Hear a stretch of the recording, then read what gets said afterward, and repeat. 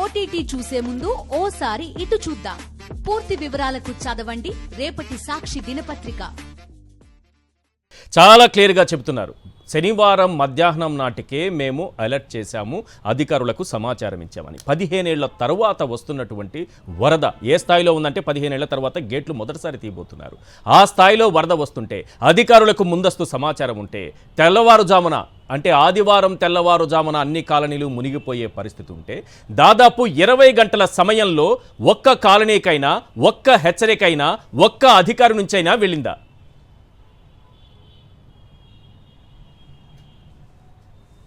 ఈసారి ఒక్కరంటే ఒక్క కాలనీకి కాదు కదా, ఒక్క మనిషికి కూడా పంపించలేదు. ఎందుకంటే చాలా స్పష్టంగా ఇందులో ఇప్పుడే మనం డి నాయక్ చెప్పినటువంటి బయట విన్నాం. ఇది చాలా స్పష్టంగా శనివారం నాడే వరదకు సంబంధించినటువంటి సమాచారం ఉంది. బుడమేరుకి దాని స్థాయికి మించి వరద రాబోతుందనేటువంటి సమాచారం ఉంది.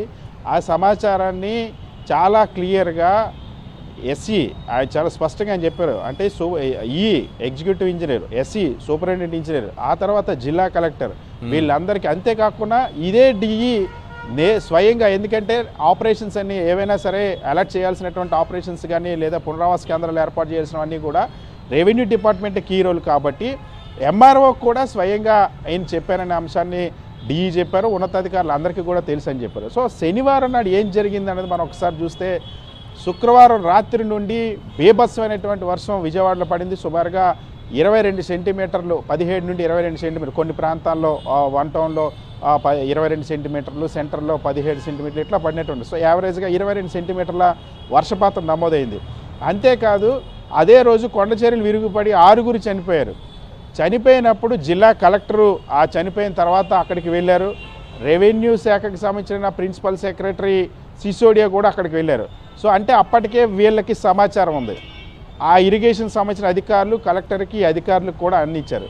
సో మనం చూస్తే ఆ తర్వాత దాదాపు శనివారం సాయంత్రం 4 గంటలకి వెలగలేరు హెడ్ రెగ్యులేటర్ ద్వారా నీటిని విడుదల చేసిన తర్వాత అక్కడి నుండి ముంచేయడానికి, విజయవాడ ముంచేయడానికి ఆదివారం ఉదయం వరకు సమయం పట్టింది.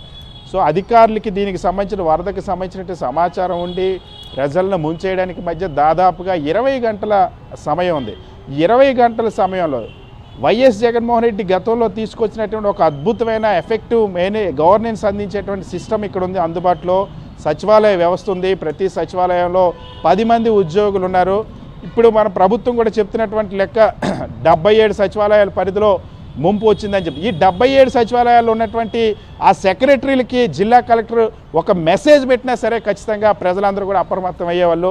ప్రజల్ని, ఎందుకంటే అక్కడ విడుదల చేసిన తర్వాత కూడా వాళ్ళు ముందే చెప్పామని చెప్తా ఉన్నారు ఇరిగేషన్ అధికారులు.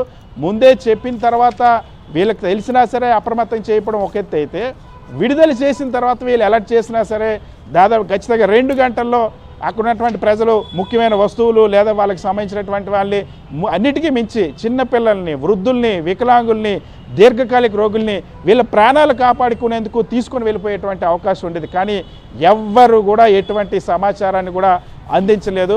సో మొత్తం డిజాస్టర్ మేనేజ్మెంట్లో అదే రోజు సాయంత్రం ఇది మనం చాలా స్పష్టంగా టైమింగ్ కూడా 4 గంటలకు ఇక్కడ వెలగలేరు హెడ్ రెగ్యులేటర్ నుండి నీటిని విడుదల చేశామని డిఈ చెప్పారు. సాయంత్రం 6 గంటల నుండి 7 గంటల సమయంలో డిజాస్టర్ మేనేజ్మెంట్ ఆఫీస్లో హోంమంత్రి అనిత, అదేవిధంగా ఆ డిజాస్టర్ డిపార్ట్మెంట్ సంబంధించిన అధికారులు, రెవెన్యూ అధికారులు కూడా రివ్యూ చేశారు. అది ఎందుకంటే అప్పటికే కొండచర్యలు విరిగిపడి చనిపోయినటువంటి నేపథ్యంలో అనిత వచ్చి ఆ కొండచర్యల దగ్గర అక్కడ విరిగిపోయిన మృతి చెందిన తర్వాత అక్కడికి వెళ్ళి ఫోటో కూడా తీసుకొని వచ్చారు. కానీ ఆ తర్వాత అప్పటికే ఈ సమాచారం అన్నా సరే అప్పుడు కూడా డిజాస్టర్ డిపార్ట్మెంట్ అప్పుడు కూడా చేయలేదు. అంటే చాలా క్లియర్గా ప్రభుత్వానికి చాలా స్పష్టమైన సమాచారం ఉంది, మంత్రులకి కూడా సమాచారం ఉంది, రాష్ట్ర ప్రభుత్వానికి సీఎం కార్యాలయానికి కూడా సమాచారం ఉంది. కానీ ప్రభుత్వం అధికారులు ఇచ్చిన సమాచారాన్ని కూడా ప్రభుత్వం ప్రజల్ని కాపాడడానికి వినియోగించలేదు అన్నది చాలా క్లియర్గా ఇక్కడ అర్థమవుతుంది.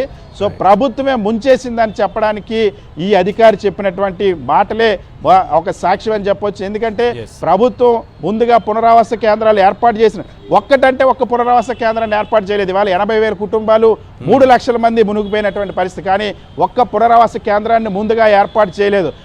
10,000 మందికి కూడా ఆహార పట్లను ముందుగా సిద్ధం చేయలేదు. కనీసం మంచినీళ్ళను కూడా ముందుగా సిద్ధం చేయలేదు. మున్సిపల్ మంత్రి నారాయణ శనివారం రాత్రికి వచ్చారు.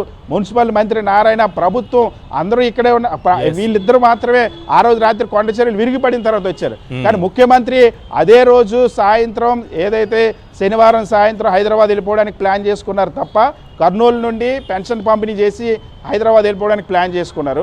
కానీ ఇంత పెద్ద డిజాస్టర్కి సంబంధించి ప్రజల్ని అప్రమత్తం చేయాలనేటువంటి ప్లాన్ మాత్రం ముఖ్యమంత్రి చేయలేదు. ఈ మునిగిన ప్రాంతానికి కానీ లేదా నీటి విడుదల చేసిన వెలగలేరు హెడ్ రెగ్యులేటర్ కానీ వీటన్నిటికీ ముఖ్యమంత్రి చంద్రబాబు అత్యంత సమీపంలోనే ఉన్నటువంటి పరిస్థితి. మరొక వైపు కీలకమైన మంత్రులు, రెవెన్యూ మంత్రి అయితే 5 రోజుల పాటు ఈ విపత్తు సమయంలో కనిపించలేదు. సో రాష్ట్ర ప్రభుత్వం ముంచిందని చెప్పడానికి ఇదే ఒక ఉదాహరణగా మనం భావించవచ్చు. Right, thank you Satish.